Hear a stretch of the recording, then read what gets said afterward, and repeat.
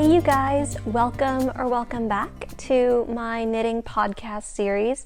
It is so wonderful to have you here with me today. Thank you so much for joining. It's a lovely, cozy little fall day here. It's raining a bit. So yeah, it's the perfect weather to just snuggle up and grab a hot cup of coffee and just talk about some knitting. So if you're new here, hi, welcome. I'm so glad you've landed on my page. My name is Samantha. I am a knitter, a knitwear designer, a mom, a PhD student living in Norway. And yeah, I started knitting when I moved here 5 years ago now, because wow, time really does fly, doesn't it? So yeah, I talk about my little knitting adventures. And on this podcast series, I just go through, it's a very standard finished objects, works in progress, yarn acquisitions. Like if it's not broken, then why fix it, right? It's a good formula to have.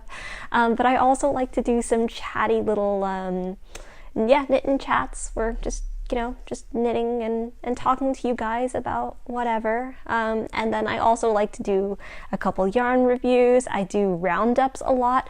Honestly, the roundups are a lot because my podcasting since having a daughter has been very, very inconsistent. Mom life, and then also I am getting close to wrapping up my PhD, so my dissertation is taking a lot of work. So just a very busy, very hectic time, and we're getting into the holidays. Just all things considered, very busy time. But I am so happy that we can carve out this little slice of time. And yeah, you can just grab your knitting, grab your coffee, and let's get caught up a little bit. So yeah, I just as a kind of embarrassing little fact about wow, it's been a while since I've filmed a podcast. I had to go back and look at my last knitting podcast episode and just see what I had told you guys about my finished objects and my works in progress, just so I knew kind of where the stopping point was. I'll try to be more consistent about it going forward. Hopefully the busiest period is over. But yeah, I'm not going to go through everything. I think I'll save some finished objects maybe for the next podcast episode, just so there's something more to talk about there. But yeah, I have quite a few finished objects, and most of the things that I am currently working on. The first finished object that I have to talk to you about is actually what I am wearing today.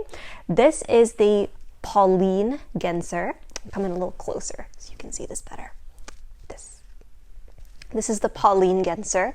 It's a kit from Garnius, which is a Norwegian yarn distributor. I do not remember the name of the designer, but I will put her name up here so you can see it. This is one of the first sweaters quantities worth of yarn / pattern that I ever bought. How the Dunning-Kruger effect, right? Where you first start a hobby and you think you're like an expert. That definitely happened to me. When I first started knitting, I thought that, I can knit a colorwork coaster, ergo I can knit a colorwork sweater. So I bought this kit for the colorwork sweater. It was in Norwegian, which is a language I did not speak at the time. It had these raglan decreases, which I definitely thought I could do. And then also, it required a lot of user finagling. It's not a very hand-holdy pattern. It's very much you have to figure out how to center this chart.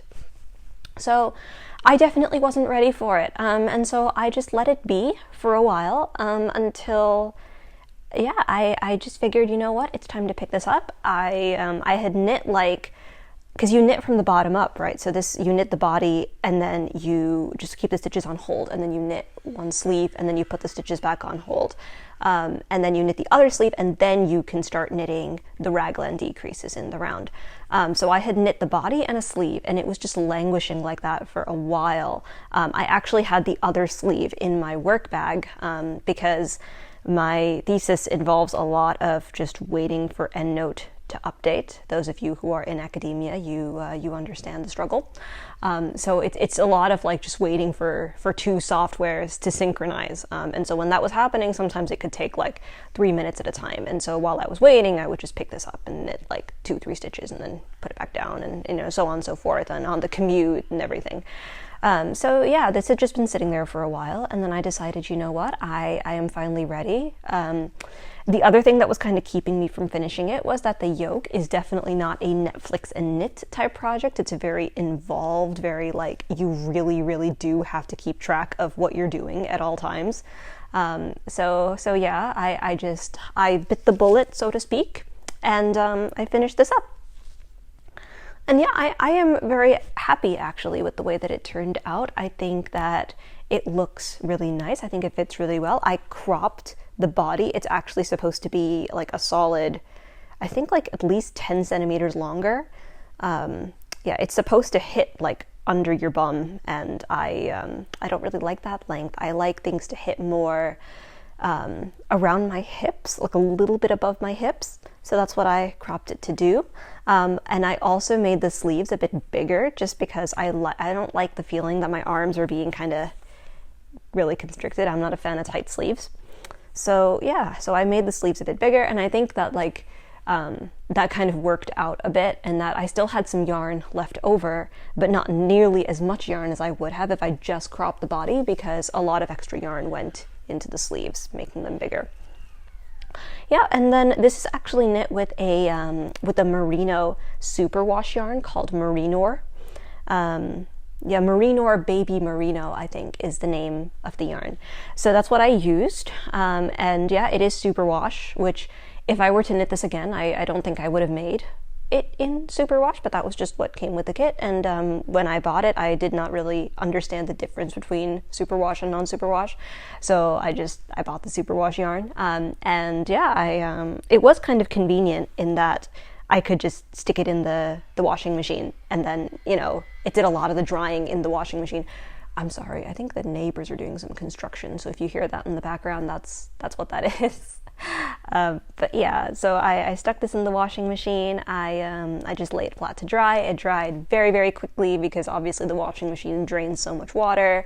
And then yeah, it was all done and ready to go, and I have been wearing this quite a bit. I like it a lot. Okay, so we're gonna go into the next finished object that I have to show you, and this is actually multiple finished objects. So on my last podcast episode, I showed you guys, let me fish him out. I showed you guys Pooh Bear, little Pooh Bear that I knit from a pattern by Glaire Gelder. Glaire Gelder, yes. I keep getting mixed up because I knit stuffies by a lovely woman named Glaire Gelder as well. Those are like chunky knitting patterns, but these are Glaire Gelder patterns. So I knit this little Pooh Bear. He's very cute. And I knit him for my daughter. And then I had also shown you this little piglet that I started working on. Hold him up to the camera a little bit better. Yeah, and I got the wire that I needed for his arms and legs. So I added those in. And then I got the 100-acre wood bug. So I wanted to knit the rest of the 100-acre wood family for my daughter, and that is what I did. So I have to show you. This is Rue, little baby Rue. Oh my goodness. And he's knit with drops Alpaca. And then his sweater is, a lot of this is just leftover yarn that I had from other projects. I did have to buy some, but not much of it. So this is leftover drops Alpaca, and then the sweater is some leftover knitting for Olive cotton merino, and then kanga is also drops Alpaca held double. And she has a functional little pouch, so Rue can sit in the pouch and get a little cuddle from his mom. Oh, it's just so sweet.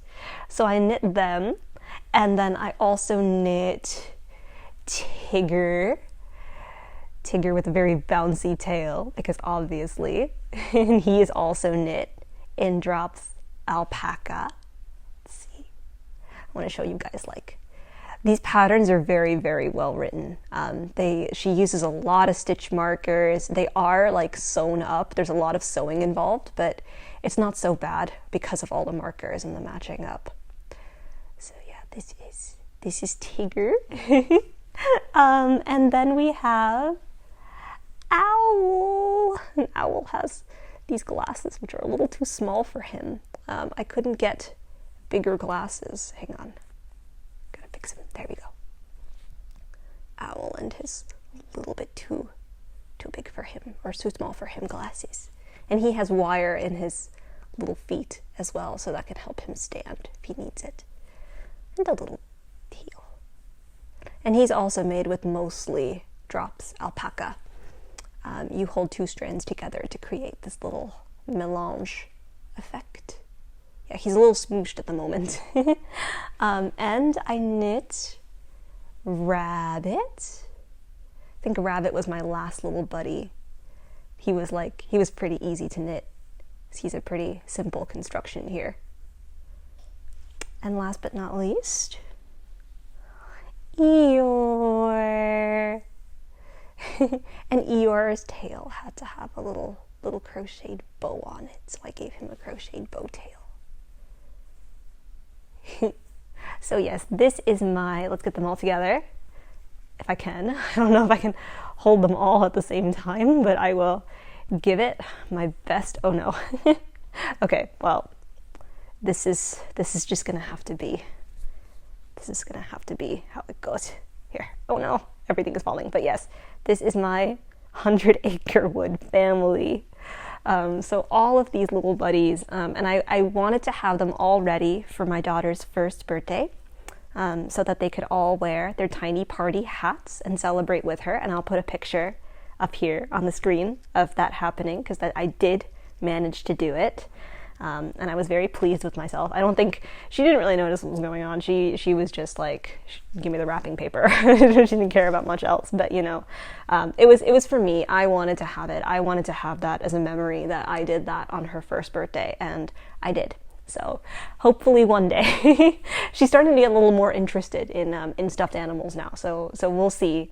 Hopefully she'll like them, and they can be her little friends, and we can read stories and watch movies together. And I just love them. I think these are very well written, very, very cute to have, like a little heirloom, hopefully keepsake, in her little toy stash.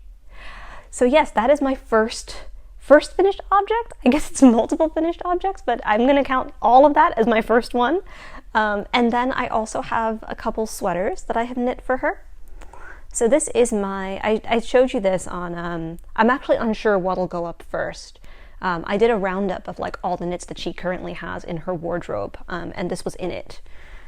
This is it's not actually a real pattern. I modified the Totoro adult sweater, which is by Anna-Sophia Vintersol, who goes by Lopara. She has this little pattern for a Totoro sweater for adults, and I modified it for kids. So I made the chart a little bit less intense because it was a little too busy for a children's sweater. And then I graded a size 2 to 3 year old sweater pattern, just a basic drop shoulder pattern, and put this chart on there. So yeah, that's the Totoro sweater that my daughter has now in her wardrobe. It is enormous on her because she's a year old, and this is size 2 to 3 years. This is knit in drops air. I used a lot of leftovers for this, and then I actually ran out of the main color, so I had to buy more. And you can kind of tell there's a dye lot difference there, but it's not super noticeable because it happens with the color work change. So I thought, it's okay, it'll be fine. I knit this from the top down, drop shoulder construction, like I mentioned. I really like. Hang on, see if I can show you. I like the pickup on the shoulders here. I think I did it pretty well and kind of seamlessly, because this is where they meet, and I think that's, I don't know, not to toot my own horn or anything, but I'm really pleased with how that worked out. But yeah, this is the Totoro sweater, and I am so excited for her to wear it. I think Drops Air is a really nice yarn for I mean, I think kids who don't have a lot of wool sensitivity, I don't put wool directly on her skin. I have like an underlayer, like a onesie or something, and then it has some fluff in it. So when she was younger, like when she was a baby, she got kind of not irritated, like she didn't have a reaction or anything, but she like did not like the feeling on her skin of anything really fluffy. So I would maybe hold off on that for like little kids, but you know, for toddlers and all, I don't know. My experience has been that it's a great yarn. Yes, that is the Totoro sweater. I'm just gonna like start making a pile of finished objects over here on this side of the couch. And then the next thing that I have to show you, which is also for her, is the Anemone Sweater, which is a pattern by Knitting for Olive. So this is actually the Anemone Sweater Baby or Barn, which is like the children's Anemone Sweater. And then there's a version for adults that I will not be making for myself, just because I don't think I would wear it. But how cute is this? Little spring sweater. And again, this uses a lot of leftover yarn. I have a ton of leftover Drops Air in my stash, in all different colors. So I just wanted to use a bunch of them up. I actually did not use up anything. I just used up like a little bit of my different leftovers, and then I used up a little bit of my white leftover Drops Air, and then I ran out of white Drops Air, so I had to buy more. So I think overall it was a net negative in my yarn stash, but still, like, I did end up with like leftover white again, because that's just what happens, right? You never have the perfect amount for anything, really. Unless, you know, you get really, really lucky. But yeah, this was also very fun to knit up. This is knit from the bottom up. So I think what you do is you start knitting the body and the round, and then they give you a steeking option for the sleeves. I didn't steek, I just knit back and forth. And then you cast off stitches for the neckline in the front and the back. And then you pick up sleeves and knit them in the round from the body down to the cuff. And there are no decreases in the sleeve. It's just a little balloon sleeve. And she hasn't worn this yet either, but it's super warm and super comfy because of all the floats, right? So it creates this like double layered fabric almost. So yeah, I'm very excited. I think this is also in the size 2 years. Yeah, if I'm not mistaken, this is the 2-year size. So it'll be ready for her in the spring. I think right now, yeah, it's still a bit big. But yes. I think baby knits are just the most fun and rewarding, because adult knits, like, they feel a bit, maybe it's just my personal style, but like they feel a bit kind of boring to me. Not like it's boring to knit them. I don't think I'm explaining this well, but my style for knitwear is like not very, I don't know, like when you're doing color work, I don't like to use a lot of bright colors at once. I like pretty standard fits, right? Like this is kind of classic and it works well. So in that way, it's not as like, you know, oh, let's like play with different colors and different yarns in our stash and see what we can come up with. And I think that's more like what baby knitting is like for me, like, because she's a baby, she's a kid, so like obviously, yes, I want things to be colorful and out there, and you know, she should, yeah, just like exuberant like she is, and so it's very fun for me to knit baby stuff. So yeah, moving on, I'm gonna, speaking of boring, I'm gonna show you some of the adult knits that I've made. This I actually finished up before I even mentioned it to you guys, but this is the Dagmar zipper sweater by Petite Knit. So this is kind of what I mean. Like, it's not a boring project, but it's like, it's a beige, right? Like, if I were making this for my daughter, I am making one for my daughter, and it is going to be beige because I want us to match. But like, if I were just making it for her and not making one for me at all, like, I don't think I would have chosen beige as the color for her. But it is for me because I like it, and I think it goes with a lot of other things in my wardrobe. So the Dagmar zipper sweater, honestly, the part that like everything was fine. This is a very well written pattern. I did misread the charts. So instead of having seed stitch like you're supposed to have. This is supposed to be where I'm showing you this stockinette section. This is supposed to be seed stitch. But instead I just knit stockinette because that was entirely my mistake. I misread it. But I don't actually mind because I think it makes like this nice looking transition here, like a very clear, this is where the seam is, if that makes sense. Yeah, so that's the one mistake I made there. And then also, I mean, I know they can't, but like I wish these diamonds would align. I think that would look really, really nice. Like I get why they can't. Let me try to,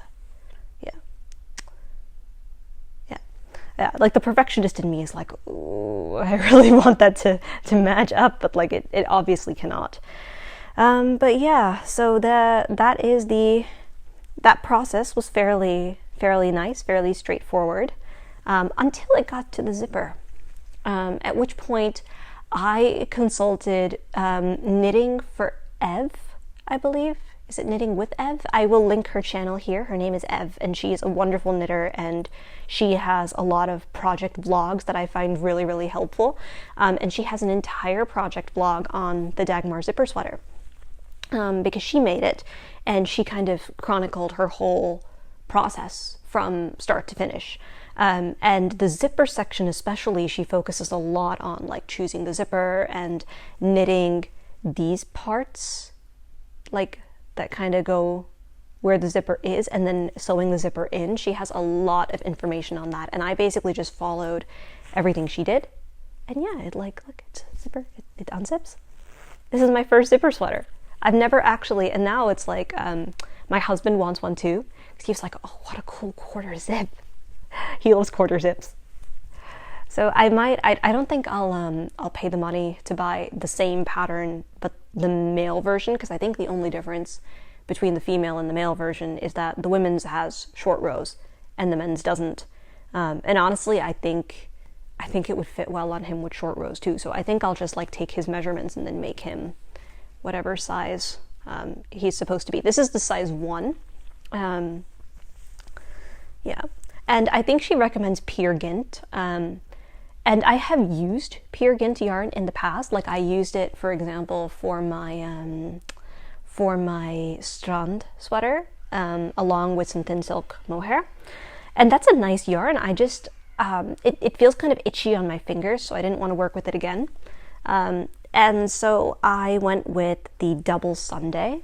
And then this is in the color like almond or marzipan. It's one of those light beige ones with the matching Sandnes Garn tin silk mohair, which I think is a really nice neutral that fits with a lot of things that I have in my closet. Like it works with jeans, it works with maxi skirts, it's really nice for fall.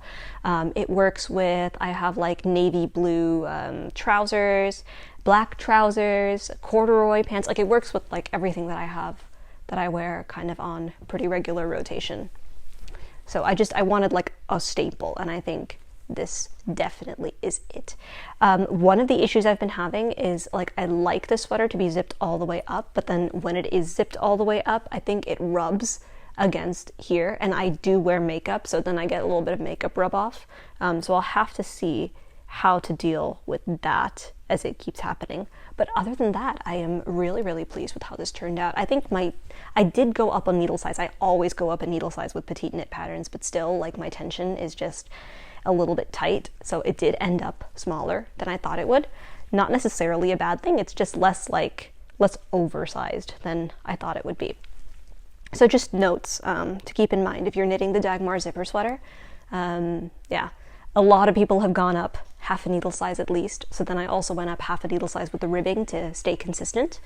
But yeah, this actually, I'm sorry, I completely zoned out there. I did not use tin silk mohair. I used Sandnes Garn Double Sunday, and then I used an Alpaca follow thread, also from Sandnes Garn in the same colorway. Because I saw that Petite Knit made a sample where she used that yarn combination. I think it might have been like, she made this burgundy sample. I'll put a picture of it up because I thought that was really pretty. But yeah, she used that yarn combo instead. And so I was like, well, if she used it for another version of that sweater, then I'm sure I can use it and get, and it'll be just as cozy and warm and nice. Yeah, very happy with how this turned out, even if it is a little more fitted than I thought it would be. Okay, and then the next sweater I also have not shown you. I don't think I've shown you any of these actually as works in progress either. This is also by Petite Knit, the Elisabeth Blouse. So I've actually just been discovering Petite Knit for the first time. I know that sounds weird. So I knit a lot of her children and baby patterns when I found out that I was expecting. And then I actually have been drawn into a lot of her patterns for women too, just because, I mean, I feel like I love making these statement sweaters, like the Strawn sweater and things like that. I think that they are really nice. Like they stand out. They're like great pieces. But I've been missing more staples in my wardrobe, and I think Petite Knit does a really good job with staples. So this is the Elisabeth Blouse by Petite Knit. And I knit this in Cardiff Cashmere, which is a very nice, very luxurious 100% cashmere yarn that I also used for my my Segla sweater that I designed. So it's in this. It's showing up a little more purpley than it is in, actually. It just, the color variation is a lot here, but it's a light, this is a light blue. It's a bit rainy and dark, right? And if I turn on the overhead light, then everything will just be like yellow. So we just have to go with it. I'll put a picture of it like in natural lighting up so you can see what the color is actually like. But it's a very, very nice light blue, which I think light blue, honestly, is a neutral, the way that I wear it in my wardrobe anyway. I was initially going to sew buttons onto the other side, so I have these like little button holes that I made. Let's see if I can show you, like, I don't know if you can even see that, but it's very, very, very tiny little buttonhole. But then I just decided not to. I think I like the look the way that it is. I don't think I would ever really button this up. So then I just left it, and I think the buttonholes are small enough that like you can't really see them. So it's totally fine if it just stays that way.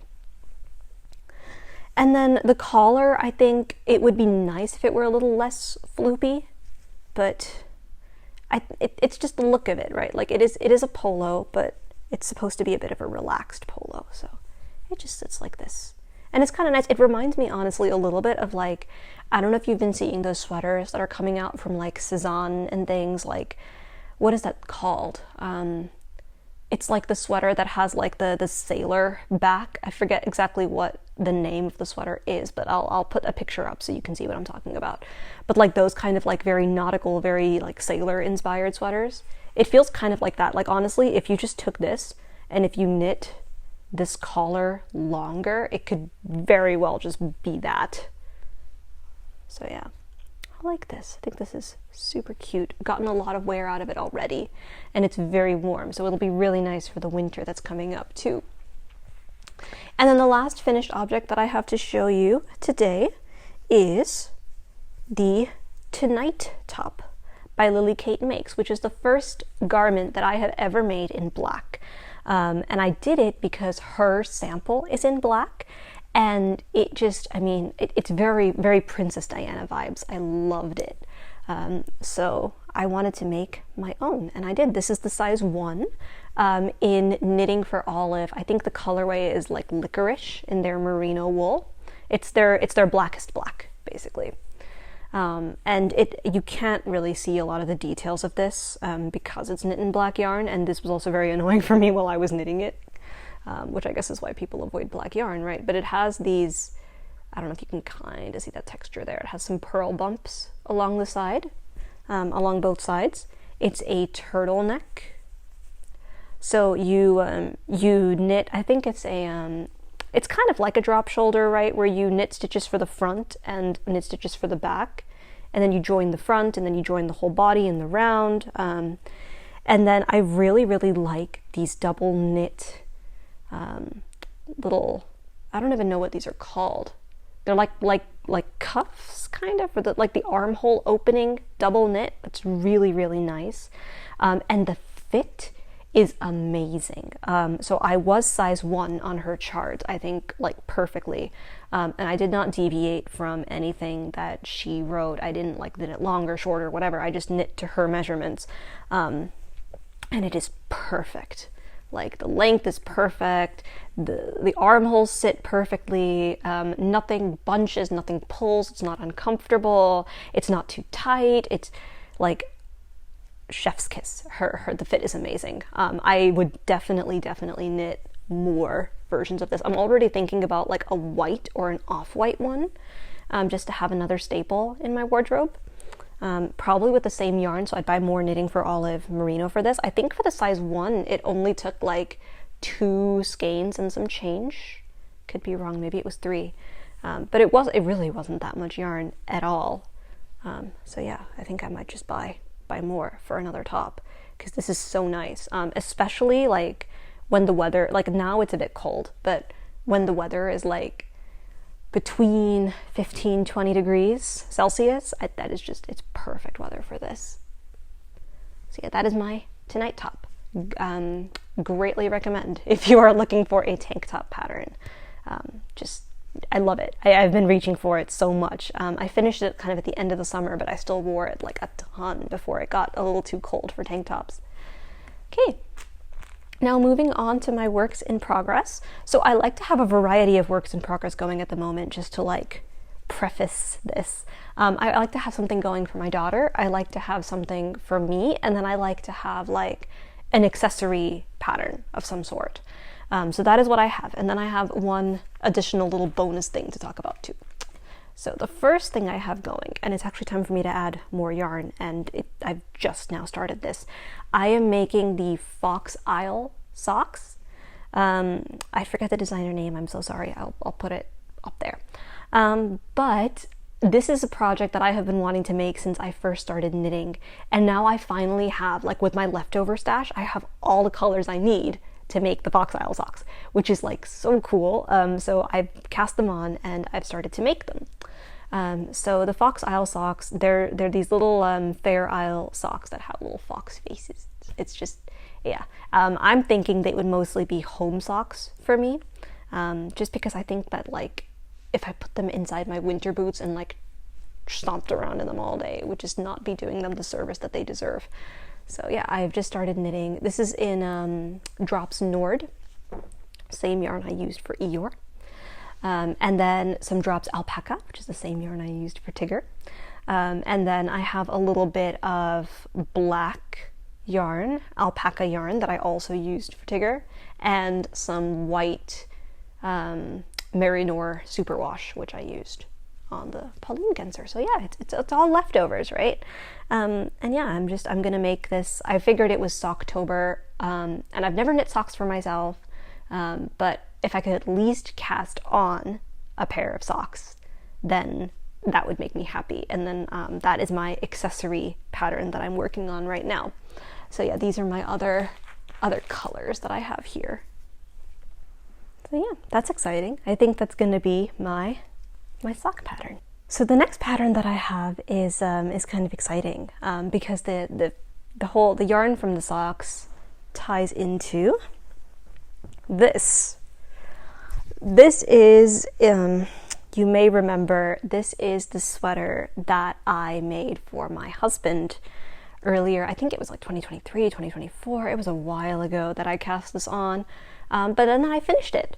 And then we realized that there's a problem where I measured against him, right? I was like, oh, how much longer does this need to be? Oh, well, let's measure against you and see. And then I did, like, I was like, 50 centimeters or whatever, to just throw out a number there. And so I knit to that length, and then I bound off, and I was like, perfect, yes, ready for you. The arms, the shoulders fit perfectly. Everything is great. Problem is, it's a crop top on him. So like, I loved crop sweaters, right? Like I would wear it no problem, but like I think for men it's a little more of an issue. So yeah, I knit this about 10 centimeters too short, and then we were like, all right, well, the smart thing to do would have been to put this against one of his other sweaters and see how much longer does it need to be. So that's what I did. I put it up against the sweater and I was like, oh wow, we are missing 10 centimeters of knitting. And I tried blocking it multiple times. I stretched and it just, you can't get 10 centimeters out of a sweater like this. So what I'm doing, and honestly I've been putting it off for a long time, what I'm doing is I'm putting a lifeline in, and then I'm going to put in another lifeline, like a row or two above it, and then I am going to cut. I'm going to cut into the knitting, and I'm going to unravel between the two lifelines, and I'm going to pick up the stitches from the first lifeline, and I'm going to keep knitting for 10 more centimeters, and then I'm going to graft the two pieces together. So yeah, it's just been like, oh my gosh, like it's not like super difficult to do. And like, I spent so much time on this sweater, and I would love to have it be something that he can wear and he can use. But it's just been sitting there because I have to do this whole grafting thing. So now that I have picked up the yarn to knit these socks, I'm like, oh no, I only have 2 balls of this Drops Nord in my stash now. And I don't know how much I will need to knit 10 more centimeters on his sweater. So I'm like, well, I can't just keep going with my socks and then maybe I run out of yarn in that dye lot that he needs for his sweater, and then it's ruined. Like I can't salvage, because if it's a different dye lot, it'll be very, very obvious in the final sweater. So yeah, so that kind of gave me the kick in the rear that I needed to start with these lifelines. And honestly, like I really, really wish that it had been something easier, like a stockinette project. It would have been so much easier, because like inserting this lifeline, I'm still not even sure I did it properly, because we have these purl bumps breaking up the columns, and I'm like, okay, well, how do I know that the stitches I'm picking up are on the same row for every column? Like I've been trying to count from the ribbed border, but it's hard with the cable, because the cable is all twisty before the border, like between where the lifeline goes and the border. So then it's hard to count the so yeah. So hopefully it'll work out. And I have my trusty crochet hook in case I drop some stitches. I can ladder back up. So yeah, it's mostly just like a, oh, I really don't want to do this type thing. You know how like it is doable. It's just like, it's one of those things where like you hit a mental block and you're like, it just won't bring me joy to do it. Like I want him to have it. I want it to be done. I want to skip through the part where yeah, it feels really bad to say, but that's kind of what's been keeping me from doing it. It's just the intensiveness. And then I've never done sweater surgery before. So, and then when I graft together, I'm grafting knit stitches and purl stitches. So I have to learn how to do that. But then, I feel like I approach a lot of things like this. Like, I'm like, I really do not want to have to learn this skill now, but I am put in a position where I now must. And then I do, and then I feel really proud of myself. So I'm trying to keep that energy, kind of be like, you know what? I don't want to do this. But once I finish it, I will know how to do this forever.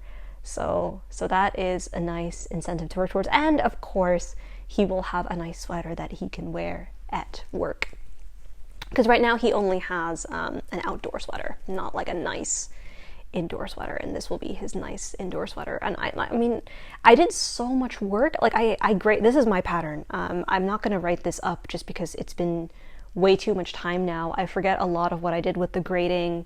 It'll just be a mess to try to remember. So this is just going to be like a one-hit wonder for him. But like, look, I mean, I did these. Let me try to show you. Like, this cable is a saddle shoulder, right? Like this, it goes all the way down like that. And I don't know, I mean, I think that's like, yeah, like you can see it a lot better from this angle. It's just that one cable goes down and then like everything continues from there. I think that is like super cool. So yeah, I mean, it'll be nice to finally have something that he can wear. So that's another thing that I'm kind of working on a little begrudgingly, but I'm doing it. And honestly, it's not even like I'm not upset at him, obviously. I'm more like upset at myself. I'm like, oh, I should have known. Like, I am a knitwear designer. I should have known to compare against his sweater and not him. I should have known to put in lifelines as I went because I might have had to rip back. Like, all these things that I really should have thought of, but I didn't. And now I'm like, oh man, like, past Sammy, why?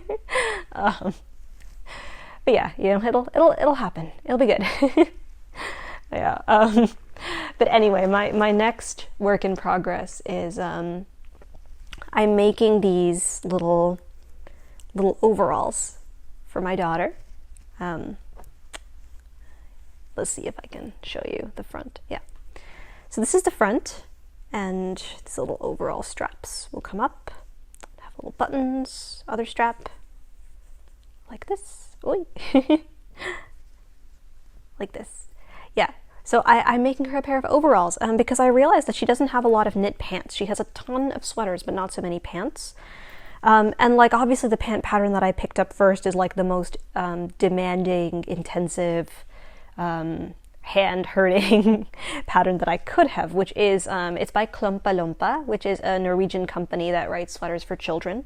And it's in their book, I think it's Nye Favoriter til Barn, which is like new favorites for children. And it's one of their like, so they have these double knit, like you have a double knit back, not really, like you knit it in the round, but then you cast off half the stitches and then it gets sewn down. So it's like this layer of double knitting, double knit straps, a double knit front, like here these stitches are cast off on the front, and then like you also have these little, I'm trying not to lose any stitches because this is really stiff. I think this called for a fingering weight, but what I am working with is Quince & Co. Chickadee, which is a sport weight yarn. It's what I used for her Clara body. I used to call it a onesie, that's copyrighted term, Clara body. And so, yeah, I had a bunch of leftover yarn, and I decided to use it for this. Yeah, so this little attach here, and right now I'm working on like the easy part where I knit the whole thing round until you reach for the part where you have to separate for the legs, and then you just do that. So like this part, the part with the front and the back, this was like the hard part, and that's over now. So yeah, now this is like my comfy, cozy Netflix / train knitting project that I have going for her. And like my complaint, I mean, it's not even so much of a complaint as like an observation. You'll notice that if you are an English speaker and you knit primarily English language patterns, you'll notice that they tend to be very hand-holdy, right? Like if they want you to increase, they'll tell you increase left, increase right. They'll give you like a vocab list that tells you how do you do your increase left or increase right. If you need to decrease stitches, how do you decrease? If you want to pick stitches up, how do you pick them up? What method do you use to cast on your stitches? Like if it's a very complicated thing, right? Like Claire Garland's patterns, she has pictures everywhere, tons of pictures so that you can look and you can see, am I doing this right? Am I picking things up in the right place? At least from what I have observed of the Norwegian patterns that I have used, they don't have the same thing. So the Klumpa Lumpa book, this pattern is a bit confusing. Like, I mean, it doesn't help that like, yes, I speak Norwegian now, and especially like I can read and write Norwegian patterns because I learned a lot of my Norwegian just around knitting. And so it's like, okay, yes, I understand what you're saying here, even though Google Translate is making a mess of it. Like I get what this is, but I don't think you could if you were not familiar with Norwegian patterns or the Norwegian language. So yeah, this is one of those patterns that I would not attempt if you could not speak Norwegian. But like, again, like it's like, they'll tell you, oh, increase here. And it's like, okay, like I know that you should increase right on the right side and then increase left on the left side. And I know how to make those increases. And so like, for me, I think it looks kind of like the increases look good, but like you wouldn't know that if you were a new knitter, right? And then things like it tells you to pick up these like you knit this whole thing. This is a tube, right? You knit this tube. And then when you're joining together, instead of casting on underarm stitches, you pick up stitches from here. And it's like that was really hard to figure out. Like, where do you pick them up? Like, what is the interval? Like, it tells you, okay, pick up 9 stitches, but like, okay, is it pick up 3 out of 4? Is it pick up, like, you know, things like that. I feel like if I were writing this pattern, I would explain those things. I would have some pictures. It's not even a qualm, because it's like, you can figure it out. It's just like a difference in pattern writing style, I guess, where I think this pattern leaves a lot more of the freedom, maybe you would call it, to the knitter, instead of telling them exactly what to do at every step. And that, to me, that can be very confusing for new knitters. It was confusing to me too. It just can be confusing in general. So yeah, that's my comment, I guess, on this pattern. But other than that, I think it's been going well. I think if I did it differently, because I was just following exactly what the pattern said, I think if I were to do it differently, I would have like stitched, like, you know how here there's just this like flap hanging out. I think what I would have done, instead of casting off the stitches, is I would have knit them all together with the corresponding stitch on the front. That way we would have, like, it would already be sewn down nicely and neatly, and then I would have just used that, like, those live stitches to knit the body, instead of, like, now I have this to sew down, right? Which it might not be so neat as if I'm going to try to make it as neat as I possibly can, but it would have been neater if it had just been knit together, because now there's like this extra layer of cast off stitches that wouldn't have been there if I had just knit it together. I don't think I'd knit this pattern again, to be honest. I will finish knitting it in this size. It's just a lot of work. It's like you use 2.5 millimeter needles for the straps and for the back, and that just like really hurt my hands. It's also partly because I'm using yarn that's a bit too thick for the pattern. That's just what I had to work with, so that's what I'm using. But yeah, these are still going to be some really cute little overalls for my girl, and so I'm very excited for that. But yes, and then my last work in progress that I have to show you is the Anemone Sweater by Glaire Gelder, and this is just flying off the needles. This is like a very, very straightforward pattern. There's a color work yoke. It's knit on really big knitting needles. So this is, the color work was on 6 millimeter, and then all of the single color was on 5.5 millimeter needles, and the ribbing is on 4 millimeter. It's a really, really nice, really easy pattern that I have just wanted in my wardrobe for a while, and I think they said that they were coming out with a junior version, and that's kind of what sealed the deal for me, as I was like, matching with my mini-me? Yes, please. So I've used, I had this yarn in my stash for a while, actually, to make a colorwork sweater. I think I was going to make a ridati with it, but then I just figured I would make this instead. So I have, it's drops Nepal in it's this light brown shade, and then they're normal brown, white, like an off-white natural, and then they're Bordeaux burgundy dark red colorway. So yeah, I think that's like a really, really nice, really quintessential fall type color palette for this kind of sweater. Yeah, so now I'm knitting the second sleeve. I'm just knitting it in the round. Have to attach another ball of Nepal yarn to this. So I've just gotten to that point. This is just really, really nice, really easy to knit, really, like I mentioned, really, like, there's something I can Netflix knit, basically, for myself. So this is what I have going for myself at the moment. And I like this a lot. I'm really excited to have this and wear it. I'm really picturing it over like a white maxi skirt come next fall or spring. Like a very farmer's market-y, like white, those white tiered skirts, like one of those, tote bag, some nice boots. I think that would be really, really cute. So yes, that is my Anemone sweater, and I have dropped my mohair. Let's try to pick that up. There we go. Yeah, so there's, I'm holding some drops kid silk along with the Nepal, just in the same corresponding colorways, having those together. So it is kind of heavy, but it's nice. Okay, and then for my yarn acquisitions, I don't really have too much to show you. We went to this, it's like a surplus store on our way back from a road trip that we were taking a few weeks earlier, and I picked up this yarn. It's just 100% merino wool in this like light blue colorway, and then it's a DK weight. So yeah, it's a sweater's quantity of this DK weight light blue yarn that I have no clue what I'm gonna do with, but I am sure I will find something. It was like $20 for that whole pack, so I was like, all right, fine. Yes, merino wool. And then I really want to knit the Princess Diana black sheep sweater. I have a pattern for that.